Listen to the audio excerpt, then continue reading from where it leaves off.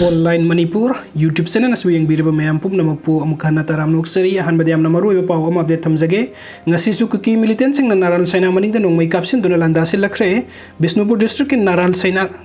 Kuki Militantsingna numit taruk ni chupna Nongmei Kapsinduna Landasillakhre matung ngasi nungtin pung ani taba matamda Naranseina Maningda Nongmei round kaya Kapsinduna Landasillakhre Nongmei Kapsinduna Landasillakhre da khulngak liba khunja volunteer sing nasu handuna nakal animakta Nongmei Kapnaki Kuki Militantsinggi maikaida sakti leiba bom ama kapsilaktuna pokhaiki adubu misimina amadi asoka pandin nakal animakta yaukiba leite hairi pawsina hai Nongmei Kapna bagi pautabadagi Bisnupur district ta leiriba state security forcing thomji laktuna misam miyam sing soktanaba section thorangi thabuk lokhat ki central force ki kangudi Nongmei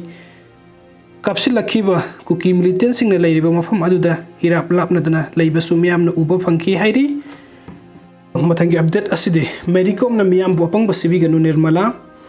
parliament gi member oiriba MC Mericom na ngarang nahan media gi through the phongdo khiba wafam amada kom haibasi naga sunate kuki sunate kom asi yamna apikpa phurup amani lanchu yaw de hain home minister taksin ki wafam asi yaning de hain khoirambal kaithen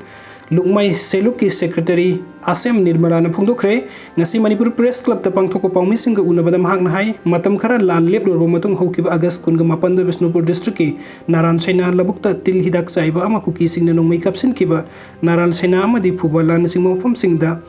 kom na khundaba kom village tagi ngaktani haibasi tasing na miyam na khangna buafam ngaktani hairiba mafam sing asidagi kuki singna Nongmei Kapsilakliba mafam singni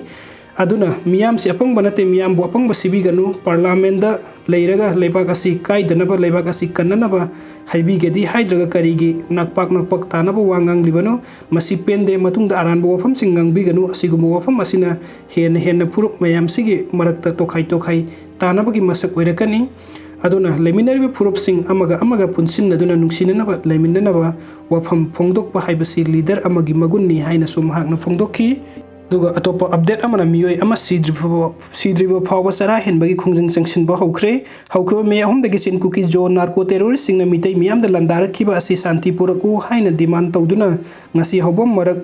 kaisam laikai kha Imphal school manakta ngasi dagi RK bikisan kawa miyoi amana sidri phawa sara henbagi khungjing sangshin ba hokre hairi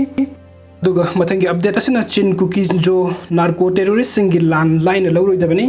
Kuki narco terrorist sing na Manipur gi apun basaktam thugai duna kuki singita oiba nation ama sembagi pandam da hokiba me ahum dagi mitai miyam da landarakli ba sigi mayokta mitai singna lan ngakpagi thabuk chathaduna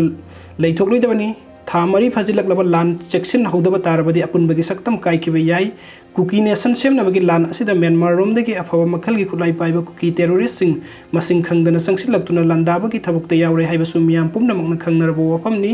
amarom da lan asida central force sing na nakal amada tungsinba manba thawong kaya satharakiba amadi India government gi maikai dagi apun bagi saktam thugaina ba landarakiba sin kuki jo narco terrorist sing laksin naba hotna bagi mahut free thaduna kumhai yengbagum leirakliba asina maram oiraga kuki singi nation sembagi landline lofam thokte mitai singna landarakliba singdagi lan ngakpagi thabuk khakta chathaduna leiriba asigi maramdi lan ngakliba mitai singna lamhentum henba kuki terrorist singdagi mathakta khut thanaba hotnabada Indian security force singna athingba pibadagini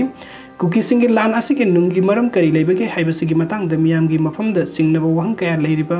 asigi maram karigino haibadu kana amatana thigattaba asi leibak thibani Union Home Minister Amit Shah na Manipur gi saktam kaigadaba thabuk amata tawroi foreigner kuki singi separate administration gi demand sukpi piroi haiba miyamda thajaba wafam pi kiba leikhrabasu foreigners sin kuki jo narco terrorist sing khudakta laksin naba honabugi mahut karigidamakta yachal laktaba sagol gum free tharakhiba thamari mapung pharakhiba asigi nungi oiba maram kari leibagino haibasi chingnaningai oidaba nate chin kuki jo narco terrorist sing na chatharkiba langi manung sanna Naranseina thamna pokpi amasung phubalan singmam pham singda mitai singda onsinduna leptana landarkiba numit mangani sure landa ase atai mafam singda Nongmei Kapna kibagi thodokki khwaidagi matam sangna chathaba thodok asini kuki singi maikai afawa makhalgi sophisticated Nongmei amasung bomb sinarkiba asida Indian security force singi maikai terrorist singi mathakta khut thaba leike ahoina dum lan khamba natragana makhoibu laksin naba hotnabagi mohota makhoida lan gi mateng pangbugum satharikiba thawong asina amuka henna miyam gi mafam da singnaba pokhalle